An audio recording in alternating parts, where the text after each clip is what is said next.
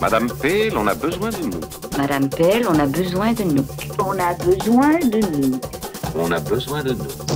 Devinez qui est là. Steve. Que vous êtes perspicace. Je n'entre qu'un instant, le temps de boire une coupe entre deux surprises parties. Vous avez frappé à la bonne porte. Bonjour et bienvenue dans On a besoin de nous, le podcast français consacré à la série Chapeau melon et bottes de cuir, toujours animé par Eric. Bonjour, et puis par Antoine, bien entendu, comme d'habitude. Bonjour Eric. Et aujourd'hui, laissez l'objectivité sur le pas de la porte. Sortez vos pinces et vos scalpels. Nous allons disséquer en détail votre ressenti concernant la saison 4. Et comme nous sommes des gens civilisés, en cas de désaccord, nous aurons recours à un duel dans les règles de l'art. Eric, le choix des armes te revient. Tu préfères un affrontement au golf, un parcours électrifié ou un lancer d'aiguilles à tricoter? Mais le lancer d'aiguilles à tricoter me semble plutôt sympathique.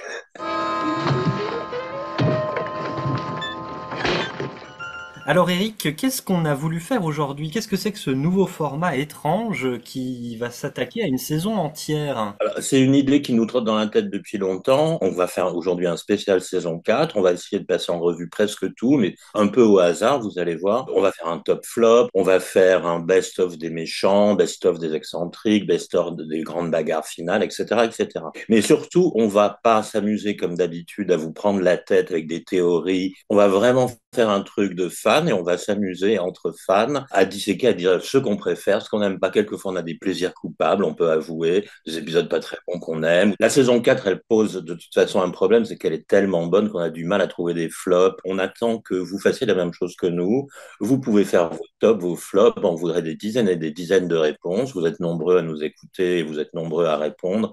Donc là, on veut vos tops, vos flops à vous et comme ça, on aura une grande discussion tous ensemble. Du coup, voilà, nous on va essayer d'en débattre. On a des sensibilités un tout petit peu différentes. On a des choses sur lesquelles on se rejoint et des choses sur lesquelles on ne se rejoint pas. Et on a fait exprès d'être assez spontané, c'est-à-dire que moi je ne sais pas ce que Eric a répondu. Pour nous c'est très amusant et j'espère que ce format estival sera très amusant pour vous aussi. Vous n'êtes pas encore prêt, Steve?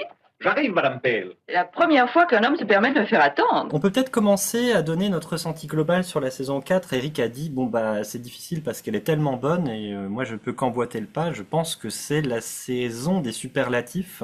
C'est un moment particulier dans la série, la saison 4 de Chapeau melon, donc la première avec Emma Peel en noir et blanc. Il passe au 35 mm et donc on a presque de la production télévisuelle cinématographique selon moi. C'est un virage. La saison 4 est un virage parce que passer comme ça après 3 saisons sur bande vidéo qui n'offrait pas beaucoup de possibilités, qui n'offrait aucune possibilité de montage ou presque parce que ça coûtait très cher en fait. La série faisait un bon, mais justement à cause de ce très beau budget, tout le monde savait que c'était un challenge.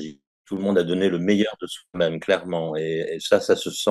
Et une grosse prise de risque parce qu'en plus ils attaquent pas avec Honor Blackman. Ça aurait été plus confortable pour eux de commencer les 35 mm avec une héroïne connue. Cette saison, elle a aussi un parfum particulier, c'est qu'elle est encore très british, elle est encore pas très ouverte sur l'international, elle est encore très empreinte des saisons Cathy Gale. Est-ce que tu aurais quand même des petits points négatifs concernant la saison 4 en général? Il y en a un seul, c'est que certains scripts étaient trop ambitieux par rapport à leurs moyens. Il y a certains scripts qui, à mon avis, pourraient peut-être être excellents, mais avec un budget super, avec un budget comme celui de la saison 6 aura, par exemple. Voilà. Peut-être plus que sur n'importe quelle autre saison, aucun épisode de la saison 4 ne ressemble au suivant, je trouve. Il y a vraiment, Oui. chacun pourrait être un genre cinématographique ou Oui, alors un ça, type de film particulier. on a une surprise à chaque fois. Donc c'est un choc, effectivement. On s'est dit, ah mais qu'est-ce que c'est que cet ovni, quoi. Voilà. C'est la série à son sommet, la saison 4. Ouais, c'est très excitant. Bon, alors on va passer au top, mais du coup, comme ces épisodes sont très différents les uns les autres et qu'il y en a quand même beaucoup qui sont de très bonne qualité, le top est un peu un enfer à faire. Je confirme, c'est un enfer de faire un top 3. Donc moi, j'ai même carrément fait un top 5. Alors moi, je les ai pas classés par ordre de préférence, je les ai classés par ordre de tournage. Parce que j'ai pas de préférence, ils sont tous géniaux, donc de toute façon, voilà. Donc le premier que je sélectionne, c'est Death at Bargain Price. Mort en Ah, magasin. oui, ben je l'ai aussi, oui. Je suis John Steed.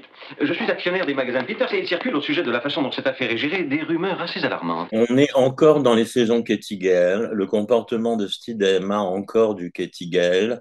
Il y a aussi le détail, c'est que c'est un épisode entièrement tourné en intérieur. Et puis on a une galerie de personnages sympathiques, on a Jarvis le détective, on a le Horatio Kane en méchant, on a cette jeune vendeuse de fromage. Je pense que je vais pas m'étaler sur après en détail parce qu'on va retrouver un petit peu de cet épisode dans d'autres catégories. Donc, Je continue moi avec l'ordre de tournage, je pense qu'évidemment dans notre top on a les cybernautes. ben moi aussi, voilà, deuxième, les Voilà. cybernautes. Bon, c'est le classique de la série. Il se meut dans le noir, il ne laisse pas de traces, il a la dureté de l'acier. 10 lettres en hauteur. Qu'est-ce que ça peut bien être? Cybernaute. Bah, comme on a déjà bien décortiqué les cybernautes, je pense qu'on peut peut-être déjà passer au prochain. Toujours dans l'ordre de tournage, on s'arrête sur la ville sans retour, Town of No Return. Probablement un clin d'œil à River of No Return d'ailleurs. Élève Steed, si vous vouliez effectuer la conquête de tout un pays, comment est-ce que vous procéderiez? Je lancerai une offensive de grande envergure. Et risqueriez ainsi un échec, élève Steed. Ah, il faudrait agir par surprise, Et surtout progressivement. par petits morceaux. Town of No Return, pour moi, c'est un épisode parfait. C'est intéressant de savoir qu'il avait été créé par Clémence pour ouvrir la série. D'ailleurs, il l'a ouverte en Grande-Bretagne. Il a été finalement tourné en 15e position, je crois, et ce qui lui permet d'être encore meilleur que ce qu'il aurait pu être, parce que la complicité entre Patrick et Diana est totale à ce moment-là, bien entendu. Moi je l'avais plutôt mis en fin de top quand même, mais c'est difficile de pas faire figurer quand même Fête de beaux rêves, je pense, dans ce top. Mais on est vraiment d'équerre tous les deux, parce que j'ai mis moi aussi Too Many Christmas Trees. C'est toujours le même cauchemar avec de légères variantes. Quel genre de cauchemar? C'est essentiellement un cauchemar de Noël. C'est de saison. Il est magnifique cet épisode, à tout point de vue, hein, vraiment. La photographie est absolument à tomber. Bon, voilà, enfin non, vraiment c'est une merveille, donc pour moi il fait partie d'un top 5. Et il nous en reste un à caser. Toi, t'as casé lequel? Là pareil, c'est un obligatoire, c'est l'heure qui n'a jamais été, l'heure perdue. Bah, moi aussi, c'est The Hour That Never Was. Voilà, mais on est incroyablement... Synchro. On a choisi les mêmes en fait. Je me rappelle avoir sillonné cette route une bonne centaine de fois pendant la guerre. C'est vrai? Si vous la connaissiez si bien, je m'étonne que vous n'ayez pu rester dessus. On a quand même beaucoup d'épisodes en début de saison. Je pense que toi et moi, on aime beaucoup la photo et le côté très expérimental du début de saison. Ah oui, j'adore. Mais du coup, ça rend pas tellement justice à la fin de saison, qui a aussi des excellents épisodes, je trouve. C'est un top 5 que je pense beaucoup de fans auront. Il n'y a pas beaucoup de prise de risque non plus. Non, pas beaucoup. Non, franchement, pas beaucoup. Et moi, il y a des épisodes que j'aime beaucoup, peut-être plus que de raison, que j'ai pas fait figurer, parce que bon, voilà, ceux-là, c'était vraiment des épisodes emblématiques. On passe au flop. On passe au flop, mais cette fois-ci, on peut peut-être le faire dans le sens, parce que là, pour le coup, il y aurait peut-être une gradation quand Du même. pire au moins pire. Sachant que pour moi, le pire n'existe pas dans la saison 4, on est d'accord. Même les épisodes, le premier dont je vais parler, dont je pense que tu vas parler aussi, Oui, oui, oui. je le trouve vraiment très mauvais. Ça m'empêche pas de le regarder avec beaucoup de plaisir, hein. N'empêche que The 13th Hole, le jeu s'arrête au 13, est vraiment très mauvais. Ne craignez rien pour le score d'aujourd'hui. Vous allez faire un trou en un. Je veux que vous gagniez. Pourquoi? Vous avez parié sur moi? Il est plein de trous dans le gazon. Ah oui, il y a plein de trous dans le gazon, c'est vraiment une horreur. On s'y ennuie ferme aussi, hein. Il se passe rien. Non, c'est pas pour ça qu'ils ont mis plein de bagarres, c'est parce qu'il se passait rien en fait.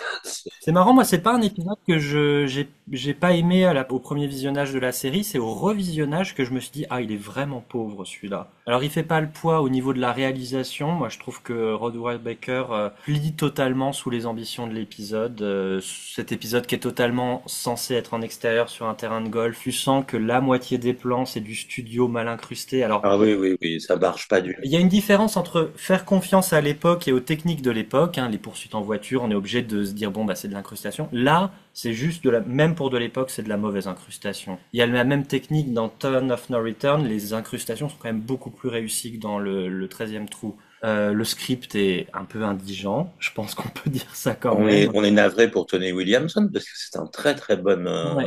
scénariste, il nous a fait des chefs-d'œuvre. Il y a du bon, bien sûr, le duel final de Steed est sympa. Avec Les la petite bagarres fête. sont très bien, la mode comme tu disais est super, elle est très bien habillée, Emma dans Voilà, il y a toujours du bon dans un mauvais chapeau blanc. Bien sûr.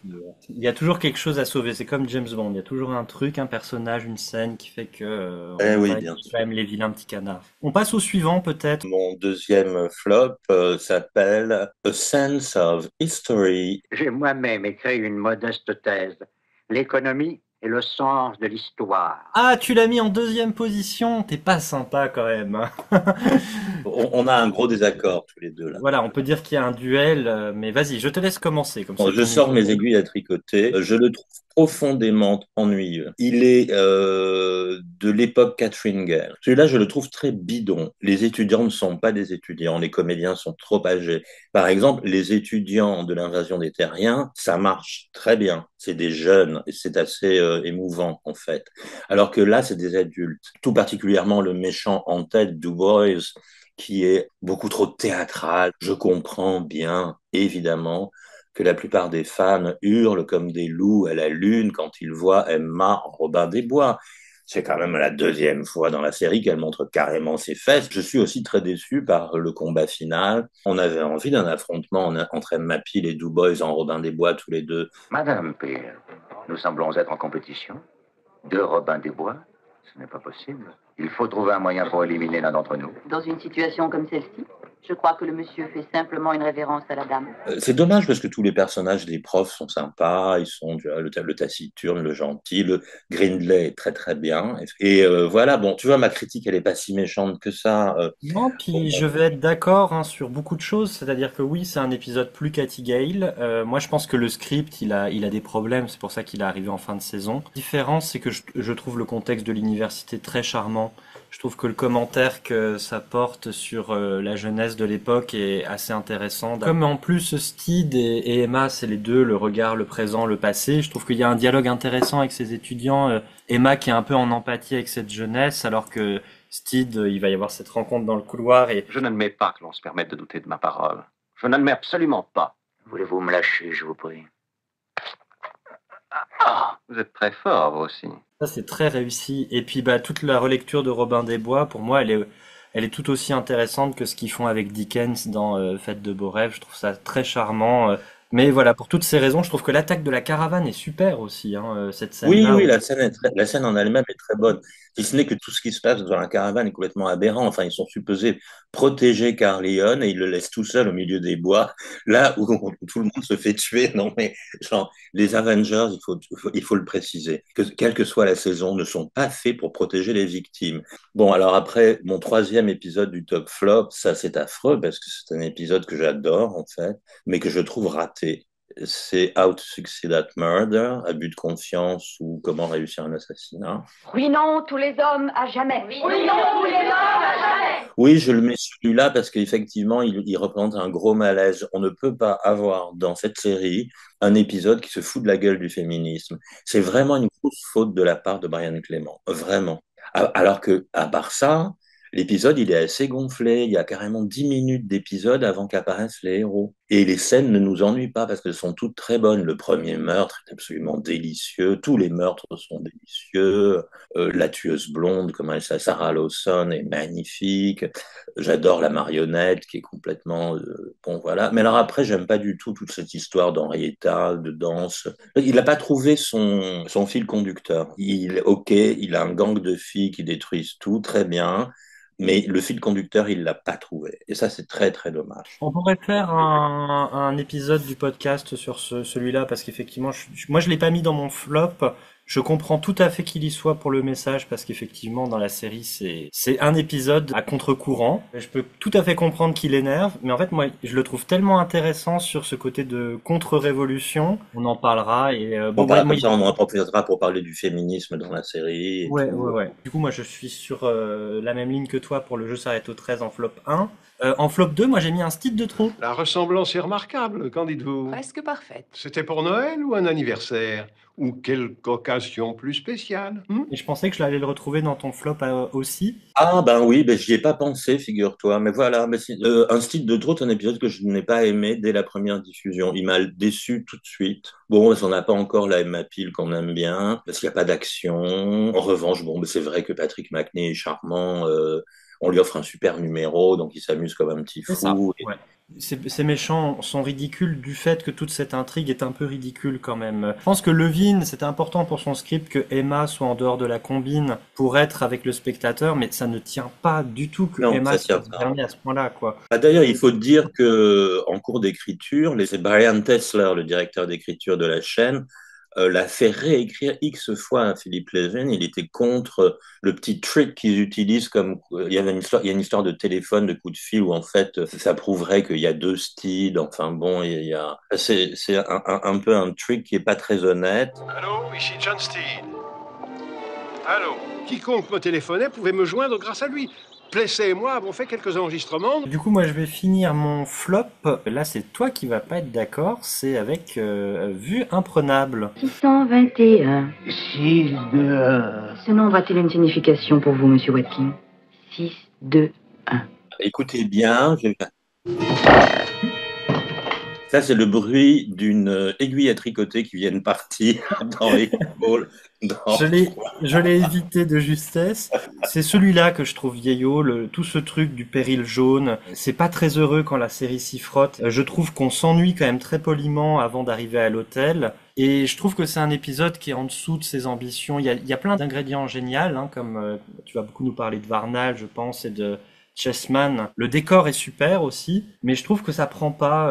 Il y a un mélange de tons qui fait que ça n'attrape pas. Et cette intrigue, encore une fois, n'a pas beaucoup de sens, quoi. Ce personnage, comment il s'échappe. Et moi, je trouve que toute cette partie Extrême-Orient, à la fin, avec les cellules, les gardes, je trouve ça un peu ridicule. Je trouve ça un peu vieillot, moi. Donc, et puis pas de combat. Emma est complètement sous-exploitée dans l'épisode aussi. Je trouve que c'est un épisode en sous-régime. Je dirais pas que c'est un mauvais épisode, mais c'est un épisode qui aurait eu besoin de quelques réécritures. Je suis d'accord sur pas mal de points. Je suis plus sensible à tout ce qui est réussi. Et évidemment que je vais exploiter Varnal. Moi, j'aime bien la première moitié. À partir du moment où elle débarque à l'hôtel, en dehors j'adore la scène où elle refuse à Steve de travailler à l'hôtel.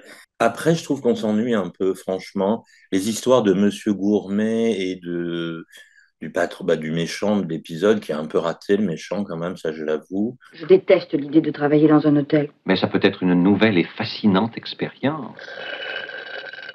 J'en ai eu mon compte de fascinantes expériences. Et je trouve qu'ils n'ont pas assez utilisé Varnal, parce que alors Peter Jeffrey est génial dans ce rôle. La manière dont il accueille Emma Peel, genre qu'elle fait pas partie des services. La première règle de sécurité, c'est de vérifier le moindre visiteur. Mais oui, on verra ça plus tard. Et j'adore qu'il aide Steed à la fin quand il sort son revolver de sous la cloche en argent.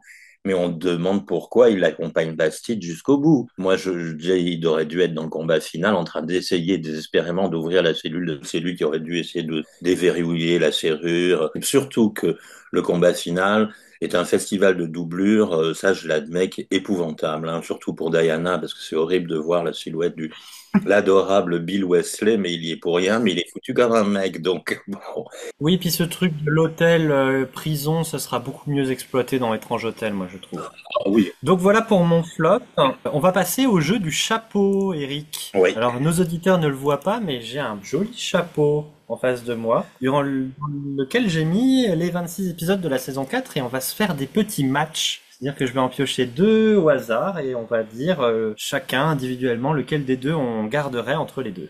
Alors, nous avons donc cœur à cœur et le jeu s'arrête au 13. Ça va pas être difficile du coup. C'est pas difficile, évidemment, on garde cœur à cœur qui pourrait rentrer dans mon top 10, il n'y a pas de problème. Je suis tout à fait d'accord, aucun problème avec celui-là. Nous avons ensuite les espions font le service contre l'économe et le sens de l'histoire. C'est déjà réglé, tu vois, c'est marrant. Évidemment, les espions font le service, qui est délicieux, c'est un épisode absolument charmant. Moi aussi, c'est le premier épisode. Je n'ai aucune objectivité sur les espions font le service. Voilà. Suivant, nous avons les Chevaliers de la Mort et la poussière qui tue. Ah, c'est horrible. Ce qui est sympa, c'est que c'est 2 épisodes de Roger Marshall, que j'aime beaucoup, moi, personnellement. Moi aussi. Je choisirais les Chevaliers de la Mort. J'aime beaucoup les Chevaliers de la Mort. Également, ouais, moi aussi. La poussière qui tue, c'est un épisode magnifique, hein, mais je trouve qu'il a un ventre mou au centre et quelque chose qui va pas trop dans le scénario. Oui, puisque les Chevaliers de la Mort, ils sont touchés à quelque chose de très avengeresque sur le surhomme. Oui. Alors, les deux suivants, nous avons Abus de confiance, comment réussir un assassinat face à Dans 7 jours, le déluge. J'ai déjà mis l'un dans mon flop. Non, Dans 7 jours, le déluge. C'est marrant parce que il est considéré par beaucoup comme un grand classique. Je veux bien qu'il le soit. C'est pas un épisode que j'adore pour autant, en fait. Moi, pour le coup, je l'aime vraiment bien. Non, mais il est bien. Il est peut-être un peu froid pour un Avengers. Match suivant, nous avons Mort en magasin face à l'héritage diabolique. C'est cruel. Ça, c'est horrible. Mort en magasin, je l'ai déjà mis dans mon top. L'héritage diabolique est une merveille, mais c'est un épisode complètement hors série, comme il y en aura de plus en plus d'ailleurs, hein. Toujours dans ma même manière de raisonner, si je veux faire découvrir la série à quelqu'un, je vais pas choisir un épisode sans style et sans aucun humour pour le coup. Moi, j'aurais tendance à te suivre, mais là, c'est difficile et je pense on rendra hommage à l'héritage diabolique dans des catégories un peu plus tard. Alors, ensuite, j'adore ce jeu du chapeau, un style de trop face à le fantôme du château d'Af. Bah, il n'y a pas photo, on vient de massacrer un style de trop, donc le fantôme du château d'As. Le fantôme du château d'As, c'est marrant parce qu'il n'est pas dans les tops, mais on va en parler tout à l'heure parce que je l'ai sélectionné pour d'autres choses. C'est un épisode que j'aime beaucoup, même s'il est bourré de trous lui aussi, hein, presque autant que le golf, hein, Bah, quand on disait que la saison 4 avait quand même des problèmes de scénario, je trouve que, tu vois, on commençait à le dire pour beaucoup quand même, il est bourré de trous pour autant, moi je l'adore pour tout le reste en fait. Mais bon, on est d'accord là-dessus. Alors, nous avons Petit gibier pour gros chasseur face à Voyage sans retour. Bah, voyage sans retour, hein, on va pas changer d'état d'esprit. Mais Petit Gibier pour Gros Chasseur, ça fait partie des épisodes que je considère comme un peu ratés, mais c'est un peu, c'est-à-dire que c'est bourré de trucs super sympas, le colonel Rowling qui est dément, Mrs. Peel qui est ravissante de A à Z dans ses ensembles John Bates, l'idée de la jungle, la première scène d'ouverture, Londres, 15 kilomètres, je trouve ça génial en fait, j'adore. Il n'est pas complètement réussi, c'est clair. Il y a des petits trous, Shirenzai, etc. Je trouve que le méchant n'est pas non plus excellent. Par contre, j'adore ce truc de la mouche tsetse, je trouve que c'est une très très bonne trouvaille. Ah oui, oui, moi c'est une bonne idée. Alors, ensuite, nous avons les cybernautes face aux fossoyeurs. Bah, les cybernautes vont enterrer les fossoyeurs. Bah oui, les fossoyeurs vont se faire fossoyer. J'adore les fossoyeurs, mais je sais qu'il a une la très très bonne presse en Grande-Bretagne, par exemple, sûrement considéré par beaucoup d'Anglais dans un top 3 ou un top 5. Moi, non, mais juste après, il y a du très très bon, évidemment, il y a la scène finale qui est culte, Sir Horace Winslip, le faux voyage en train, l'employé de Sir Horace Winslip est une pure merveille. Il est très très bon, mais je préfère, bon, mais là, il n'y a pas photo avec les cybernautes. Mais est-ce que c'est pas aussi parce que c'est des épisodes que tu as découvert un peu plus tard? Il y a un truc dans mon jugement, c'est que, comme beaucoup de gens de ma génération, on a attendu très longtemps de découvrir enfin toute la saison 4. Et moi, j'en avais vu déjà pas mal, en fait, en réalité, parce que grâce à des voyages à Londres et grâce aussi à des projections à TF1, j'avais vu au moins 7 ou 8 épisodes, dont Voyage sans retour, dont A Touch of Brimstone. J'attendais tous les autres avec une impatience, et donc il y a un peu de déception, quelquefois, là, quand tu as attendu si longtemps. Et en plus, tous ceux que j'avais vus étaient très bons. J'avais vu les cybernautes. Donc, je m'attendais à ce qu'ils soient tous un peu comme ça. Bon, moi je te suis sur les fossoyeurs, même si, bon, moi j'adore aussi les fossoyeurs. Alors ensuite, nous avons Du miel pour le prince et Meurtre par téléphone. Ah! Ah, quelle horreur! Ah, ça, c'est très dur. Un des tout débuts que j'adore, Meurtre par téléphone, Ouais. que je trouve magnifique. Magnifique mise en scène, magnifique photographie, magnifique interprétation, scénario original qui est encore entre Katie Gale et ce que vont devenir les Avengers, mais qui comprend bien ce que deviennent les Avengers. Du miel pour le prince, c'est effectivement un épisode super drôle qui est en train de nous montrer ce que va devenir la saison 5 en fait. Hein, Oui, clairement. oui, c'est le premier épisode de la saison 5 pour moi. Non, je vais quand même prendre Meurtre par téléphone, malgré tout. Bah, moi du coup je te suis pas, je vais sur Du miel sur le prince qui moi m'amuse beaucoup plus que Meurtre par téléphone, même si j'adore aussi Meurtre par téléphone. Le combat final est génial, le principe, Fitch, le parking, le côté Cathy Gale. Mais en fait c'est tellement délicieux, c'est du miel en fait cet épisode. Le Bumble, le miel, Vincent. Le prince est génial. Le prince est fantastique. Je trouve que pour le coup, sur tout ce que Chapeau Melon est un peu maladroit, sur tout ce qui est extra britannique, là je trouve que le point de vue du prince est génial et n'a pas vieilli. C'est pas uniquement la danse des 7 voiles de Mrs. Peel, mais c'est vraiment tout le reste qui est très drôle et très frais. L'introduction de l'épisode, bon. Un côté complètement surréaliste aussi avec la lampe, le QQF. Enfin, il y a trop de choses dans Du miel pour le prince. C'est donc Du miel pour le prince. On continue. L'heure perdue face à la mangeuse d'hommes du Surrey. Oh ben ça, alors là, il n'y a pas photo, c'est l'heure perdue. La mangeuse d'homme du Surrey n'est pas entièrement réussie quand même. Voilà, je suis d'accord. Alors, nous avons la danse macabre contre les aigles. Ah, j'adore les deux. Les aigles, ils sont pas encore tellement au point. La danse macabre est beaucoup plus drôle, évidemment. Non, mais quand même, je préfère les aigles. J'adore les débuts de la saison, hein, clairement. Moi. Je vais partir plutôt sur Danse macabre. C'est un des plus drôles, je trouve, de cette saison. Je me régale, quoi. Et vous dansez avec le saucisson à l'ail.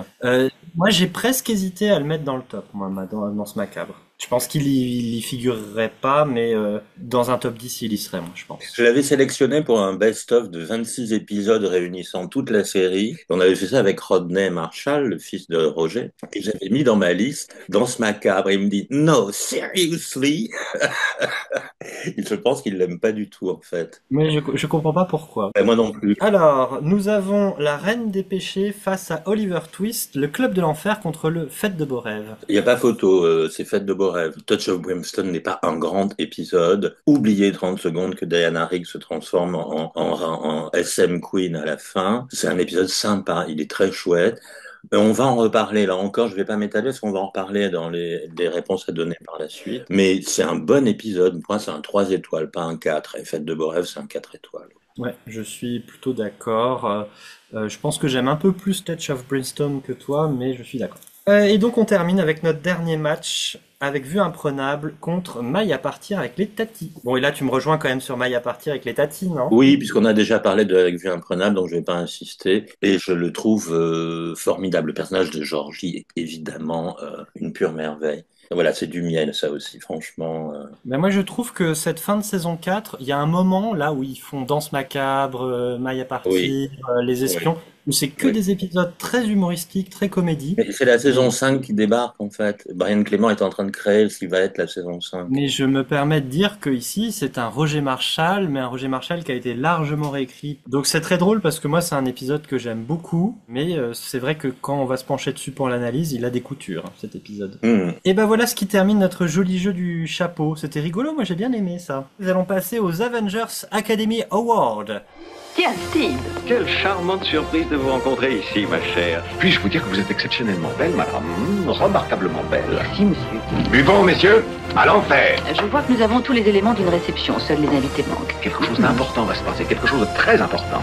Oh. Alors, j'invite nos chers auditeurs à se munir d'un petit crayon. Nous allons faire par ordre d'apparition à l'écran, tenue préférée de Emma Peel, tenue préférée de John Steed, combat final préféré, tag préféré, introduction préférée, meurtre préféré, méchant préféré, excentrique préféré, il y en a beaucoup trop, on a exagéré, guest préféré, meilleur set/décor, et on terminera par meilleur thème musical. Prenez le temps d'écrire, mettez sur pause, mettez vos résultats et on va regarder ensemble. Alors, tenue préférée de Emma Peel. Alors, Best Emma costume, bon, ben moi j'ai mis en premier Classic Leather Jumpsuit, oui, le premier cuir, celui qu'elle porte dans le générique, tout simplement, qui est dans Death at Bargain Price. C'est une image iconique. Ensuite, j'aime Comment beaucoup... ça, ensuite? T'as mis combien de réponses par catégorie? Ah ben moi j'en ai mis plusieurs à chaque fois. Oui, moi aussi, mais c'est... Bon, vas-y quand même.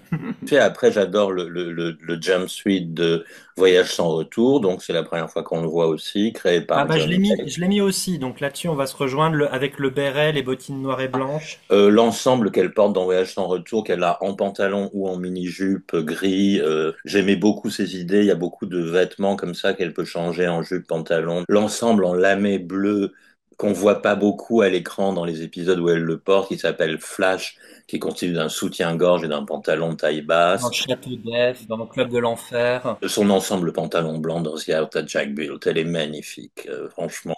C'est la classe, c'est la Peel. L'ensemble blanc, je l'ai noté aussi. J'aime bien son manteau blanc et noir qu'on voit dans... Il y a tellement de choses que j'aime, on peut pas, après ça va devenir, on va faire un spécial mode, on va faire... Ah oui, mais c'est compliqué. Moi, je pense que je préfère quand même la période de John Bates au début, qui sont encore très Cathy Gale, très combinaison, très chemisier. C'est encore très Cathy Gale. Moi, je note aussi Oliver Twist, je la trouve charmante en Oliver Twist. On passe aux tenues préférées de John Steed, de Patrick Macnee. J'aime beaucoup John Steed en kilt dans le fantôme du château d'Ef. Je trouve que ça lui va très bien en fait. Et ensuite, bah, ce grand manteau d'hiver qu'on verra pratiquement que dans cette saison 4. Voilà, moi aussi j'ai sélectionné ce manteau, c'est culte, il est dans le générique aussi. Après, j'aime beaucoup John Steed dans Smoking, et ça arrive plusieurs fois, dans Du miel pour le prince, dans Maille à partir avec les tatis, dans Meurtre par téléphone justement. On passe au combat final. Ah. Là aussi, ça va pas être si simple que ça, même si je pense qu'on sera d'accord quand même sur le number one. Pour moi, ce qui est totalement culte, c'est parce que je l'ai découvert à 17 ans, en fait, c'est pour ça. C'est Voyage sans retour. Le combat dans le bunker final, c'est complètement culte. Je l'adore. Après, il y a Death at Bargain Price.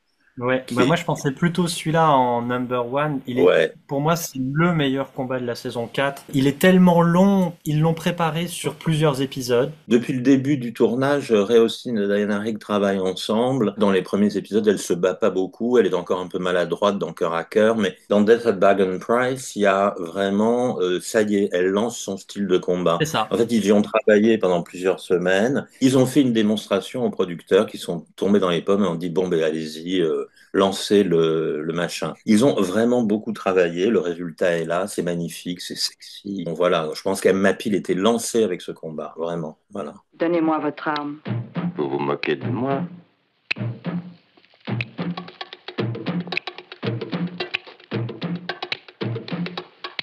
Donnez-moi votre arme.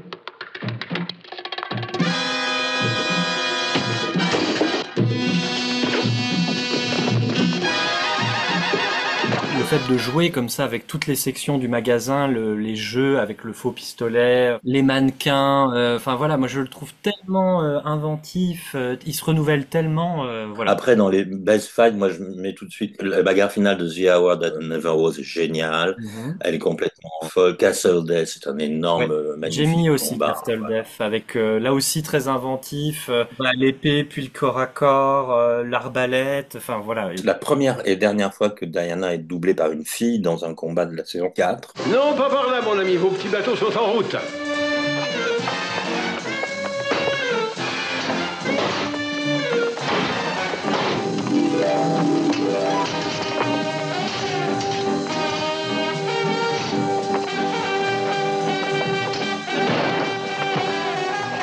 Et moi, je mettrais aussi en bonus Dangerous Makers. J'adore tout ce final qui succède à l'épreuve électrique que tu voulais me faire passer tout à l'heure, avec la bondissante Emma Peel, quoi. Franchement, ça, c'est magnifique aussi. Je suis d'accord. On va passer à la suite. Nous passons au tag préféré. Alors là, je sais pas toi, mais moi, ça a été une torture de choisir. Ben, pas tellement. J'en ai 5, moi. Les 5 tags que j'ai. Bah, c'est beaucoup. Moi, j'en ai que 3. J'adore Meurtre par téléphone, le petit mot en français à la fin. Votre santé. À la vôtre. J'adore Voyage sans retour. Je trouve très sexy que ce soit elle qui conduit le scout. Il est assis en Amazon. Maintenant, en route pour un merveilleux dîner dans une merveilleuse auberge réputée pour son excellente cave. Elle lui donne son menu. Elle pense qu'à bouffer. Elle lui dit, oh, attendez, je vais vous donner mon menu. On comprend que c'est pas forcément de la nourriture dont il parle. Ensuite, je vous prépare de mon menu. La mangeuse d'hommes du Surrey, c'est adorable. Mm. Ils sont trop mignons. Steve et Emma dans la paille tous les deux pour rentrer de la campagne, c'est trop mignon. J'aime beaucoup. Oh bah écoute, les 3 sont tout à fait recevables. Moi j'avais un souvenir, comme il y a ce truc des transports à chaque fois, j'avais un souvenir qu'ils étaient pas très riches les tags de la saison 4 et en les revoyant, mais vraiment j'arrivais pas à choisir. Alors du coup moi j'ai mis du miel pour le prince, le tapis volant. Oui, bah le tapis volant. Oui. Une chose m'inquiète. Pour s'arrêter, on fait comment? J'adore Steed qui essaye d'apprendre à devenir ventriloque aussi dans Comment réussir un assassinat. Oui, oui, c'est très mignon ça aussi. Steve, je vois vos lèvres remuer. Dans un épisode que j'ai mis dans mon flop, j'adore un Steed de trop, la vengeance de Emma, qu'elle fasse semblant qu'elle ne le connaisse pas sur le Tydewater Lake. Je crains que vous ne fassiez d'erreur. Mon nom n'est pas Pell. Vraiment désolé. Puis elle fait juste quelques mètres et Steve, vous venez. Bon, c'est très réussi. Il faut savoir que c'est la première fois que Diana Rigg montait sur un cheval et elle avait intérêt à se préparer parce que 3 semaines plus tard, elle allait vraiment monter à cheval. Maille à partir avec les tatis, ça m'étonnerait qu'elle arrive à nous suivre. Ah oui, il est bien. Charmante personne. Cela m'étonnerait qu'elle arrive à nous suivre. La jalousie d'Emma vis-à-vis de Georgie qui est géniale. Oui, c'était génial de mettre Georgie dans le tag. Et dernier tag que j'ai sélectionné, c'est Danse macabre. Pour moi, c'est une image intemporelle qui reste, c'est Steed et Emma qui dansent la valse sur la musique de Laurie Johnson. C'est une image culte de la saison 4 pour moi. Steed, Madame Pell? est-ce que vous savez qu'ils ont arrêté un chef d'orchestre parce qu'il conduisait en état d'ivresse une voiture d'enfant dans laquelle se trouvait un homme en habit, la tête dans un masque de plâtre avec un tatouage sur le poignet droit, tenant un diplôme de danse dans une main et un saucisson à l'ail dans l'autre? Accordez-vous cette danse?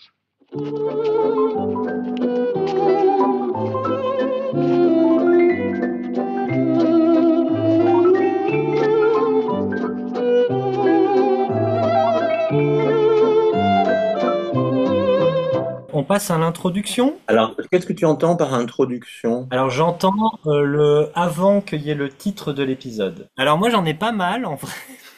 Moi aussi je suis pas raisonnable. Je trouve que celle qui arrive à rendre le mystère, à m'intriguer le plus, c'est quand il y a les Avengers qui sont présents dans l'introduction. Donc il y en a 3, c'est l'heure perdue, le chien qui traverse la campagne, un accident de voiture, on reconnaît la Bentley mais on n'est pas sûr et on voit Steed qui sort de l'accident et là tu dis ah, qu'est-ce qui se passe? Il y a un truc étrange. Le deuxième c'est l'enlèvement d'Emma dans Maille à partir. Ah ben, Elle est dans Oiseau de paradis avec son manteau, la vieille dame qui tombe en vélo, le cochon qui part avec la fille en bikini. cette introduction est très coquine.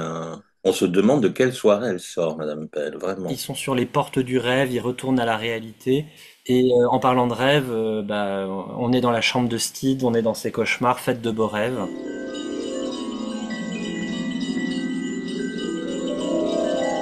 Je trouvais aussi très intriguant pourquoi Steed est présent dès l'introduction.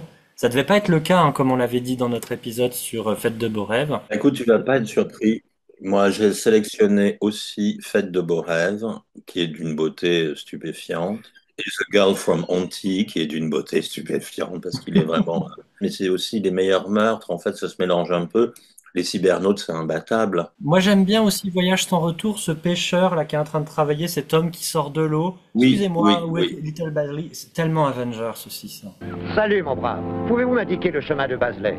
Poursuis sur les meurtres vu que tu as Bah, commencé. les meurtres, oui, parce que ça se croise un peu. Premier épisode de la saison, cœur à cœur. Le premier meurtre de cœur à cœur est magnifique. Ah, c'est celui que j'avais mis aussi. L'aquarium. Voilà.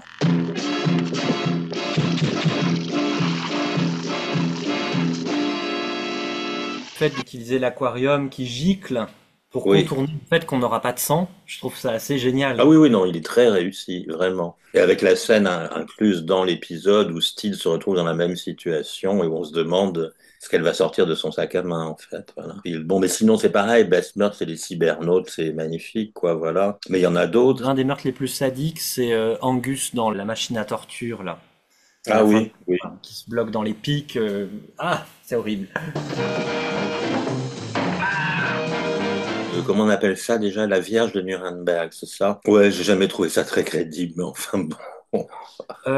On passe à notre méchant. Là aussi, on a une belle galerie de méchants dans la saison 4. Hein. Bon, bah moi je suis pas allé de main morte, j'en ai sélectionné 3 qui sont évidents. C'est pas la peine d'aller chercher plus loin, il y en a plein d'autres, mais le docteur Armstrong, Cartney et le professeur Keller, voilà. J'ai attendu si patiemment. Remplacer l'homme par la machine. Vous ne pensiez pas que cela était possible. Vous vous moquiez de mes théories au point de me tourner en ridicule. Vous vous trompiez, Madame Bell, vous vous trompez encore. C'est intéressant, je suis d'accord sur Armstrong et sur Cartney. Moi, je trouve que Keller c'est un peu Clément qui essaye de refaire du Armstrong, mais en moins intéressant. Du coup, j'aurais plutôt tendance à mettre Homrod, moi, de La poussière qui tue. Figurez-vous qu'il m'a pris pour une perdrix, ce cher garçon. J'y ai laissé quelques plumes, comme vous le voyez. Il faut que je lui parle alors. Que je lui demande d'être plus précis, circonspect. Mais c'est un bon choix. Homrod, c'est un vrai méchant, un peu comme Cartney d'ailleurs, hein, parce que c'est un méchant qui dirige un groupe de très méchants aussi. Et puis là, à la fin, avec le fouet dans la chasse à courre, c'est d'une violence, je trouve. Donc, et s'il fallait une girl, on mettrait Lucille Banks, je pense. Bah, je l'ai sélectionné pour autre chose. Elle va apparaître. Quelle est la nouvelle rubrique? Alors, c'est excentrique préféré. Ça, c'est difficile parce qu'il y en a un paquet quand même. Hein. Pour moi, il y en a un qui surnage quand même, c'est Sir Horace dans Les Fossoyeurs qui... Bah, c'est le premier que j'ai mis. Oui, parce que c'est un peu une définition quand même de ce que ça va devenir dans la série. Quoi. Bienvenue à la gare de Winslip, où toutes les lignes convergent et où tous les amis se retrouvent. Winslip Sir Horace Winslip. John Steed. Ravi de vous avoir comme passager, monsieur Steed.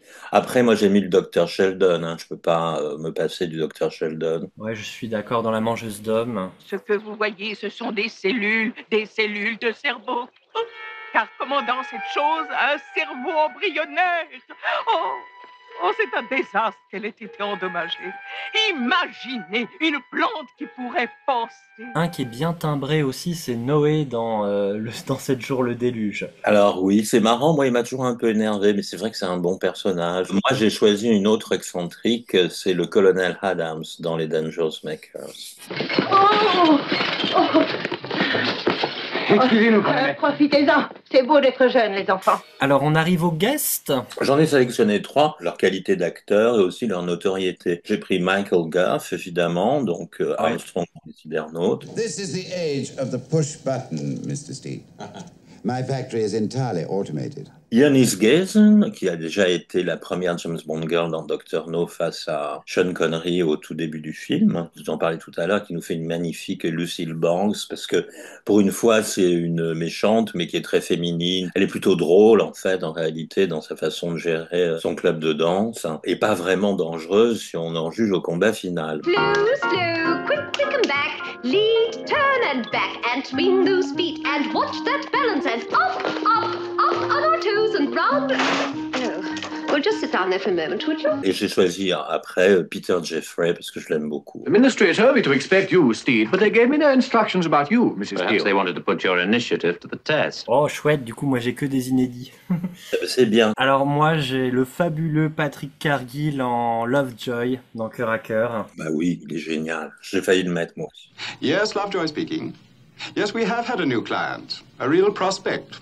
Our type, you might say. Je voulais une fille, donc du coup j'ai mis aussi Sue Lloyd dans 7 jours le déluge. So you are the real Steve. I am he, and I have the pleasure of, Joyce Jason. delighted. I have an appointment. Dr. Stern told me to look after you. You want to buy some of our wines? Oh, yes, that was my intention. Et puis qui va devenir Avengers Girl en fait, hein, puisqu'elle elle est l'héroïne de la pièce de théâtre adaptée de la série. On peut passer au meilleur set, au meilleur décor. Alors là aussi, il y a du boulot parce que Harry Potter a fait un travail monstrueux sur cette saison 4. Bon, j'ai mis House That Jack Built en premier parce que je trouve que quand même c'est un tour de force assez incroyable et puis qui représente bien la série, cette opposition de modernité et de... Alors là, pour le coup, un côté très vieillot. Moi aussi. Ouais. Pour le tour de force également du décor, j'ai mis Bargain Price parce que je le trouve incroyable ce grand magasin. Ils ont dû envahir le plateau d'Elstree parce qu'il y a pratiquement que ce décor. Après, j'ai choisi un décor naturel. Je pense qu'un des décors les plus sophistiqués de la série, c'est Our That Never Was en fait. Cet extérieur, voilà. Je pense que en décor naturel, il y a aussi la base de Voyage sans retour, comme malheureusement il y a beaucoup de choses qui ont été coupées et qu'on n'a pas pu. Oui, c'est très proche de The Hour That Never Was. D'ailleurs, en fait, je crois qu'ils le retrouvaient en même temps, mais c'est le même esprit, oui, absolument. Oui. Et j'ai rajouté là aussi, parce qu'ils ont fait un véritable tour de force, Castle Death. Ah oui, oui, oui. L'immense hall du château, il est magnifiquement réussi quand même, c'est incroyable. Hein. C'était des moyens de cinéma. Moi, j'ajouterais le bureau de Cœur à Cœur, que je trouve magnifiquement designé. Qu'est-ce qu'il aurait été bien en couleur, en fait, sûrement. Alors, les appartements sont hors catégorie, hein, mais...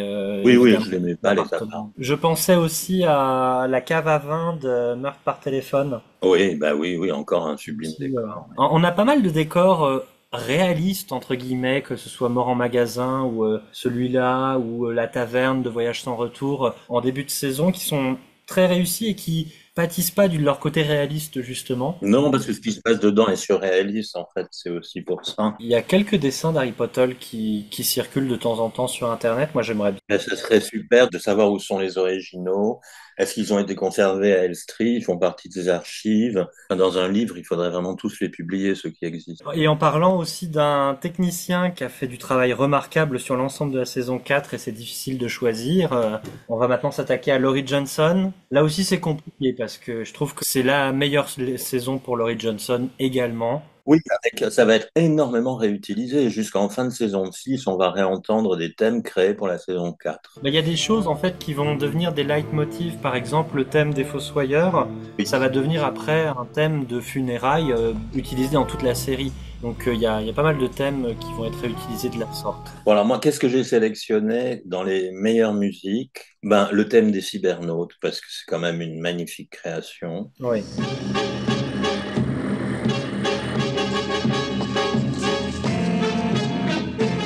Ensuite, moi, j'appelle ça Into the Bunker, Town of No Return. Quand il rentre dans le bunker, t'as la marche militaire, oui, jusqu'au combat et inclut le combat. Voilà, toute cette suite musicale, je la trouve géniale.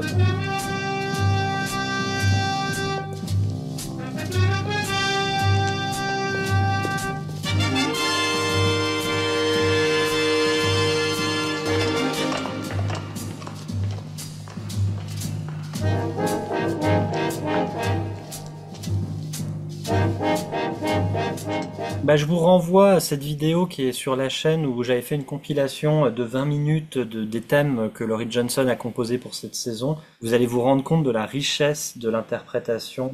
Alors, il y a beaucoup de variations du thème, effectivement, du générique. Alors, le générique, bon, ce serait le thème musical préféré, bien sûr. Cette version décalée du générique qu'on entend dans plein d'épisodes, que tu as appelé thème enjoué ou balade anglaise également, les deux que j'adore.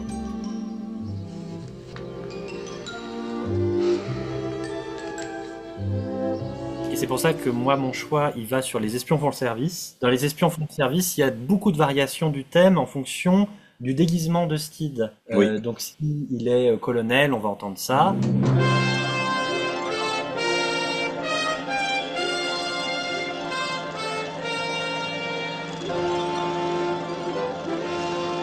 S'il est général, c'est...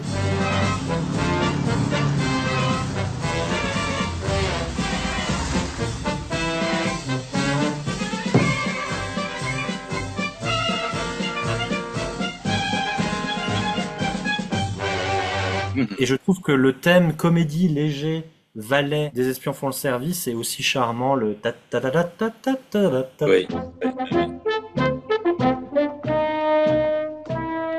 À chaque fois, ces variations du générique sont très lumineuses et mettent une ambiance qu'on adore, bien sûr, parce qu'on adore le générique, voilà. C'est marrant parce que Laurie Johnson, je pense qu'il a composé beaucoup de musique pour des comédies et il excelle dans ce registre du léger, lumineux, du sautillant, du bondissant. Moi, j'ai noté aussi qu'il est pas en reste sur tout ce qui est musique d'angoisse, musique horrifique. La musique de l'hypnose, par exemple, de la mangeuse d'hommes du Surrey est très marquante. Oui, oui. Et tout ce qu'il compose sur l'héritage diabolique, moi, me glace. Là, que ce soit le thème dans le musée d'Emma, le thème de cette machine, du roulement de cette machine. Moi, c'est le son qui m'a le plus impressionné dans cet épisode à l'époque où je l'ai vu quand j'étais plus jeune. Il y a quelque chose de glaçant, je trouve, dans la musique de cet épisode. En fin de saison 4, il commence à avoir une banque de sons qui est absolument fabuleuse, avec des musiques de jungle, des musiques de soirée, des musiques de cocktail et tout. Vraiment, un travail fabuleux là aussi. On fera sûrement un spécial musique aussi, mais bon, il n'y a que Chapeau Melon qui a eu autant de musique que ça, autant de musique composée pour chaque épisode. Les autres séries se contentaient de 7 ou 8 morceaux. Tu avais du mal à composer un album après pour sortir dans le commerce. Mission Impossible, c'est typique, Amicalement Vôtre aussi. Moi, j'adore ce que Schifrin a fait sur Mission Impossible, mais c'est incomparable avec ce qu'a fait Laurie Johnson. Là, dans Chapeau Melon, Laurie Johnson, il a vraiment accosté chaque épisode comme un film, en fait. Ça, c'est très, très rare. On arrive au bout. Bah écoute, c'était bien, mais c'était riche et puis ça donne envie d'ouvrir sur plein d'épisodes. Mais bon, on a donné nos goûts comme des gamins donnent leur goût, et on attend de vous que vous fassiez la même chose sur les réseaux sociaux, sur YouTube et sur Facebook. Et nous, on va prendre un rendez-vous. Je pense que tous les étés, on fera comme ça une sorte de bistrot de comptoir sur une saison. C'est le moment approprié, ça fait un peu débat. Pour nous, c'est aussi un peu plus rigolo à préparer qu'un épisode où on a plus de recherche. Alors, on va passer au quiz de Joris. Et maintenant, le quiz de Joris. Joris, avant, nous avons un vainqueur à célébrer. Félicitations à Laurent Chanu. C'est bien en effet Rostov dans Les Évadés du monastère qui s'en tire puisqu'on ne le voit plus une fois qu'il a tué l'ami de Steed. Donc félicitations car c'était pas évident. Bravo, bravo Laurent. Oui, puis nous, Joris nous avait posé la question et on a asticoté toute la saison 6 avant de trouver la réponse. Donc félicitations. On n'a pas trouvé la réponse, soyons honnêtes. Donc bravo à Laurent. Est-ce que tu aurais, Joris, des questions sur la saison 4 à nous poser? Une question pour Antoine. Dans quel magasin peux-tu te procurer un joli petit éléphant en plastique en animatronics? Quel est le nom du magasin? Je pense que les farces et attrapes sont au 6e étage du magasin Pinters. Très bonne réponse, Pi. C'est trop facile, là. Eric, où peux-tu te procurer des objets inestimables? Des aigles en or, des grandes œuvres d'art. Quel est le nom de cet endroit? Merde. Si, on est chez Gregory Auntie. Alors, je veux le nom de l'endroit. Flûte. Comment s'appelle cette salle de vente? Je trouve pas. Mais j'ai trouvé l'épisode quand même, faut pas délirer. Art Incorporated. Une dernière petite question pour les deux. Après les peluches, après les œuvres d'art, un de nos Avengers s'est procuré quelque chose, un canoë. Qui est dans quel épisode? Ah, je sais. C'est dans Maille à partir avec les tatis, il ramène le canoë dans le taxi. Il n'a pas l'air content, ça ne doit pas être ça. Les mouches tsetse, ils partent en canoë à la fin. Ou c'est dans l'heure perdue, Ils sont en canoë au début. Dans le château d'As. Dans 7 jours le déluge, elle s'est acheté un canoë. Mon Dieu. Si tu le dis. Dans quelle scène elle s'achète un canoë? Madame Pale, vous êtes encore là? Vous devriez vous préparer. Le déluge approche. Oui, eh bien, j'ai pris un crédit pour acheter un canoë. Ah, je m'en souviens pas du tout. Bah alors là, c'est une claque. On va pouvoir le revoir, celui-là. Bah, tu nous as bien eu, Joris. Est-ce que tu auras une question aussi diabolique pour nos auditeurs? Une question pour vous, cher public. Qui a dessiné les premiers cuirs d'Emma Peel, dont notamment celui que l'on voit dans le générique d'ouverture de la saison 4? Voilà une question bien vache. Oui, elle est bien vache, celle-là, bien que je connaisse la réponse. Bah merci beaucoup, Joris, c'était un super quiz. On va passer à quelques recommandations. On peut peut-être juste dire en recommandation que on a quand même 2 ASD sur des épisodes de la saison 4, donc si vous les avez pas vus, voyez-les. Un sur les cybernautes et un autre sur Fête de Beaux Rêves. Donc voilà, si vous voulez poursuivre un peu sur la saison 4, bah moi je vous envoie vers notre propre travail. Bah, de toute façon, l'idéal, là, c'est de vous refaire la saison 4 sur Madeleine ou avec vos coffrets Blu-ray ou DVD. Aussi de relire quelques ouvrages de Dave Rogers. Moi, je recommande toujours The Avengers and Me, écrit avec Patrick McNee. Un de ces jours, on va parler clairement de Dave Rogers et de son apport à l'univers des chercheurs sur la série, en fait, parce que c'est important quand même. C'est notre père à tous. Ben oui, moi je le considère un peu comme un grand-oncle, Dave Rogers. Bonjour, c'est Antoine du futur. Il s'agit d'une malheureuse coïncidence, mais malheureusement, Dave Rogers est décédé ce 7 juillet 2025. On savait qu'il était très malade, mais on pensait pas qu'il allait nous quitter aussitôt. Bon, bien sûr, son décès a été un choc pour nous. Dave Rogers fait partie des références majeures quand on travaille sur la série. On aura l'occasion d'en reparler cet été dans un épisode qui lui rendra hommage. Voilà, en attendant, nos pensées vont à ses proches, à sa famille, à tous les amis et surtout à tous les lecteurs de Dave Rogers. Si vous voulez peut-être prolonger aussi la dimension critique, débat, avis différents, moi je vous inviterai à lire ce qu'a écrit Rodney Marshall aussi sur la saison 4. Oui, bien sûr. Très intéressant. Il a des points de vue sur les épisodes qui sont pas toujours les mêmes que nous. Oui, il faut absolument lire Subversive Champagne, qui était son premier livre et qui était un spécial saison 4, puisque comme par hasard, comme nous, il la considère comme la meilleure de toutes. Oui. Et bien voilà, je pense qu'on en a fini pour ce débrief de la saison 4. On se retrouvera pour d'autres épisodes estivaux, Eric. Oui, où que vous soyez, de toute façon, rien ne vous empêche d'écouter nos podcasts sur vos téléphones, vos ordinateurs. Mel prisonnier dans la chambre 621, il y a le réseau, vous pouvez écouter notre podcast. Vous pouvez écouter le podcast. Eh ben écoutez, bon été à vous, profitez bien, et puis on se retrouve très vite pour un nouvel épisode de On a besoin de nous. À très bientôt. Eh bien, au revoir, monsieur Steed.